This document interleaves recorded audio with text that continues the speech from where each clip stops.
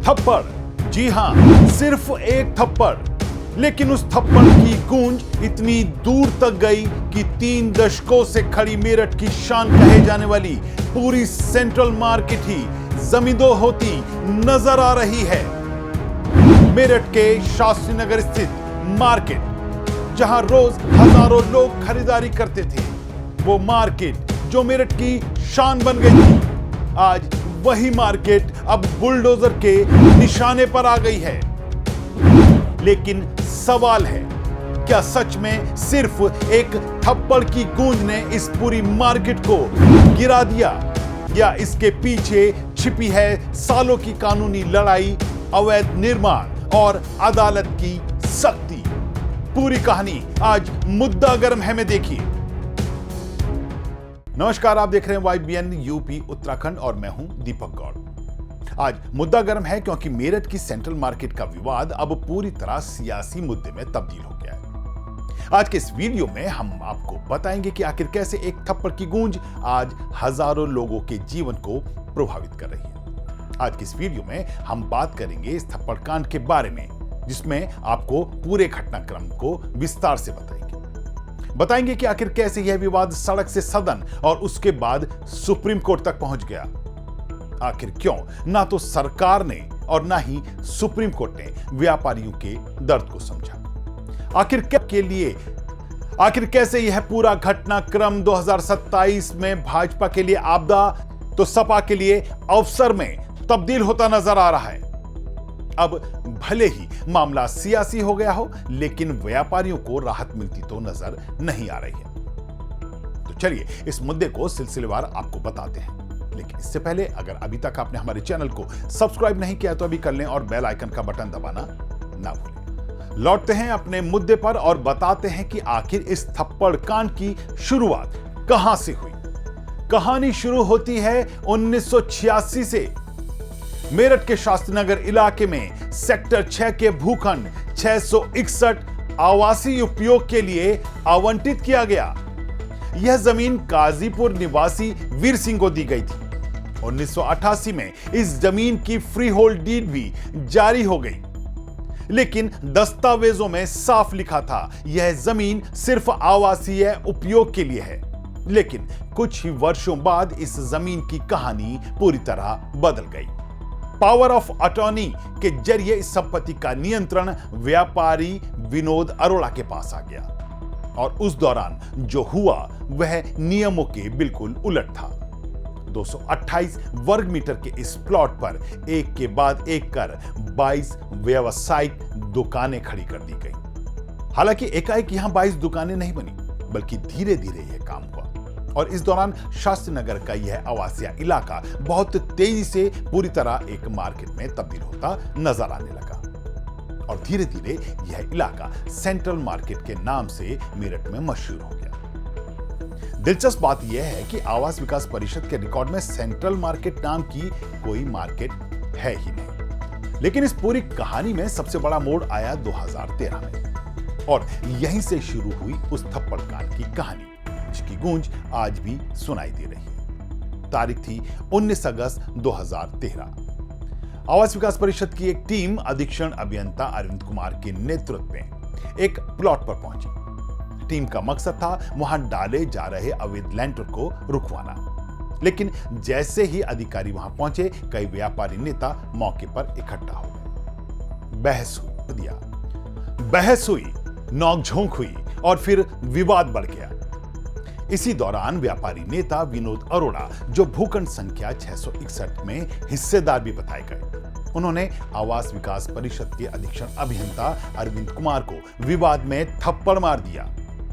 बस यहीं से इस थप्पड़ की गूंज ऐसी उठी कि एक कहानी बन गई, और सेंट्रल मार्केट के व्यापारियों के लिए एक बड़ी मुसीबत की शुरुआत हुई। आवास विकास परिषद के अधिकारी ने मेरठ के नौचंदी थाने में मुकदमा दर्ज कराया। उन्होंने अवैध निर्माण गिराने के लिए पुलिस फोर्स की मांग की, लेकिन उस समय कोई बड़ी कार्रवाई नहीं हो सकी। इसके बाद आवास विकास परिषद ने इस पूरे मामले को लेकर इलाहाबाद हाई कोर्ट का दरवाजा खटखटाया।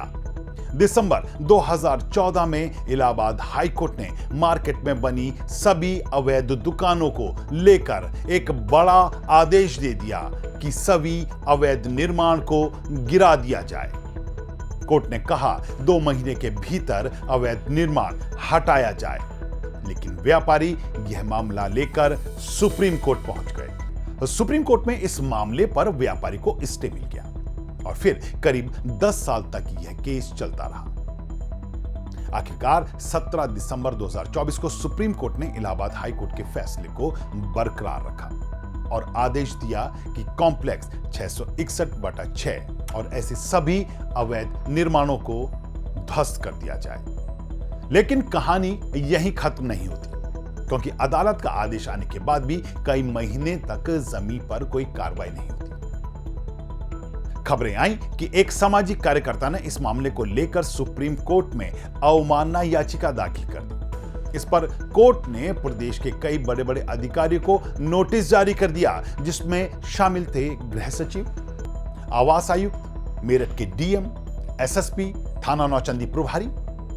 अदालत ने पूछा, जब आदेश दिया जा चुका है तो कार्रवाई क्यों नहीं हुई? यहां से प्रशासनिक हलकों में हलचल मच गई और फिर ध्वस्तीकरण की तैयारी शुरू हो गई और 25 अक्टूबर 2025 को आखिरकार यहां सबसे बड़े कॉम्प्लेक्स 661/6 को जमींदोज कर दिया गया। शास्त्री नगर प्रकरण में सुप्रीम कोर्ट के कड़े रुख के बाद आवास विकास परिषद ने उन 1470 दुकानों को चिन्हित किया है जो आवासीय प्लॉट पर बनी है। इनमें से 31 परिसरों पर तत्काल ध्वस्तीकरण की तलवार लटकी है। कोर्ट के आदेश के बाद दुकानों को खाली करने के नोटिस चस्पा कर दिए गए। व्यापारियों का कहना है कि वे सालों से यहां रोजगार कर रहे हैं और अचानक दुकानों के हटने से उनका भविष्य अंधकारमय हो जाएगा और इसी को ध्यान में रखते हुए इन दुकानों के नियमितीकरण की मांग कर रहे हैं। नोटिस की समय सीमा पूरी होने से पहले ही लोगों ने अब खुद ही अपने अवैध निर्माण को तोड़ना भी शुरू कर दिया है। अब यह पूरा घटनाक्रम सियासी हो गया है। 2027 के विधानसभा चुनाव को ध्यान में रखते हुए समाजवादी पार्टी के विधायक अतुल प्रधान लगातार व्यापारियों के साथ जुड़कर अपनी पैठ बनाते नजर आ रहे हैं। सब जान रहे हैं कि मेरठ में विधानसभा की यह सीट अभी भाजपा के पास है। इस घटनाक्रम के बाद भाजपा के वोट कटने तय माने जा रहे हैं। ऐसे में यह हालात जहां योगी सरकार के लिए आफत बनने वाले हैं, इस घटनाक्रम के बाद भाजपा के वोट कटने तय माने जा रहे हैं। ऐसे में यह हालात जहां योगी सरकार के लिए आफत बनने वाले हैं, वहीं अखिलेश यादव इसे अवसर के तौर पर देख रहे हैं और इसी के मद्देनजर वह मेरठ सेंट्रल मार्केट के व्यापारियों से मिले। अखिलेश यादव ने कहा कि लंबे समय से ध्वस्तीकरण का प्रकरण व्यापारियों के सामने बड़ी समस्या बनकर खड़ा हुआ है। हाई कोर्ट, सुप्रीम कोर्ट तक यह मामला गया, लेकिन राहत नहीं मिली। सरकार को इस प्रकरण में व्यापारियों के प्रति सहानुभूति दिखाते हुए सरकार को मास्टर प्लान में बदलाव करना चाहिए और इनके प्रतिष्ठानों को बचाना चाहिए। बहरहाल अब भले ही सियासी दल इसे लेकर अपने सियासी दांवपेच खेल रहे हों, लेकिन सच्चाई यह है कि व्यापारियों को अभी तो कोई राहत नहीं मिल पाई है। कुछ लोगों को आंशिक राहत मिली है। बाजार की करीब 100 दुकानों को आनन फानन में बंद कर दिया है। लोगों ने दरवाजे, खिड़कियां लगाकर दुकानों को बंद कर दिया है। हालांकि मंगलवार को आशंका के विपरीत दुकानें खुली और बुलडोजर नहीं चला, लेकिन यह सब राहत सभी व्यापारी को रास नहीं आ रही है। वह एक स्थायी समाधान चाहते हैं, लेकिन सरकार और सुप्रीम कोर्ट राहत देने के मूड में नहीं है। मौजूदा समय में सेंट्रल मार्केट की 1470 अवैध निर्माणों को ढाने के लिए आवास विकास परिषद ने कमर कस ली है और ऐसे में फिर से सवाल उठ रहे हैं कि क्या सच में एक थप्पड़ ने इस पूरी मार्केट को गिरवा दिया, या यह कहानी है अवैध निर्माण, कानूनी लड़ाई और अदालत की सख्ती की। लेकिन इतना तय है, 2013 में पड़ा वह थप्पड़ सिर्फ एक अधिकारी के चेहरे पर नहीं था और आज सेंट्रल मार्केट का सबसे चर्चित कॉम्प्लेक्स जमींदोज है। बहरहाल अब देखना होगा कि आने वाले दिनों में इसे लेकर अब सियासत क्या स्टैंड लेती है, सरकार क्या रुख रखती है। मुद्दा गर्म है क्योंकि मेरठ की शार कही जाने वाली सेंट्रल मार्केट अपनी चमक खो बैठी है। व्यापारी निराश हैं, प्रशासन एक्शन में है और सियासत मौके की तलाश में। मुद्दा गर्म है कि आज के इस एपिसोड में इतना ही। एक बार फिर से ऐसे एक नए मुद्दे को लेकर होंगे आपके बीच हाजिर। तब तक के लिए दीजिए इजाजत। नमस्कार।